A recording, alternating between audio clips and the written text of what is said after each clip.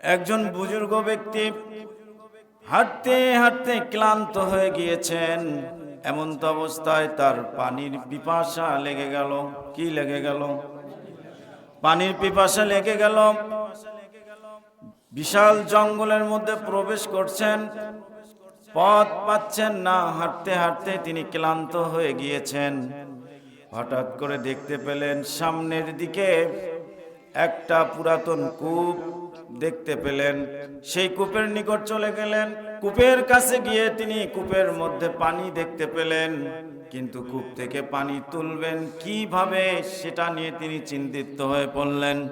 কারণ কূপ থেকে তো সরাসরি পানি পাওয়া যাবে না, নিশ্চয় কোনো বালতি লাগবে, অথবা কূপ থেকে কিছু তোলার মতো কিছু থাকতে হবে, রশি থাকতে হবে। এই কথা ভেবে ভেবে তিনি চিন্তায় পেরেশানির মধ্যে পড়ে গেলেন।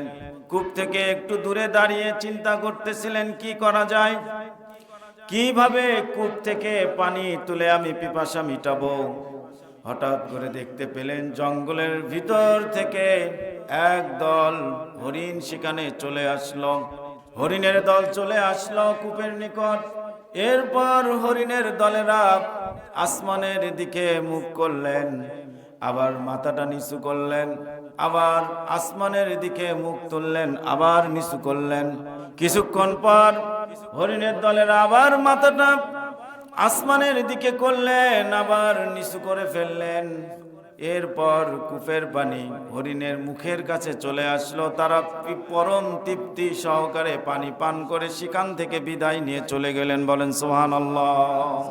তিনি আশ্চর্য হয়ে গেলেন। বুজুর্গ ব্যক্তি, ওই আল্লাহর বান্দা আশ্চর্য হয়ে গেলেন। চোখের পানি ছেড়ে দিয়ে তিনি আল্লাহর দরবারে তওবা শুরু করলেন। আস্তাগফিরুল্লাহাল্লাযী লা ইলাহা ইল্লা হুয়াল হাইয়ুল কাইয়্যুম ওয়া আতুবু ইলাইহি। রব্বুল আলামিন, আমি তোমার সৃষ্টির মধ্যে শ্রেষ্ঠ একজন বান্দা, আমি পানি পান করব। এত আমার বুদ্ধি থাকার পরও, জ্ঞান দেওয়ার পরেও তুমি সুন্দর করে আমাকে সৃষ্টি করেছো, সুন্দর আকৃতি দিয়ে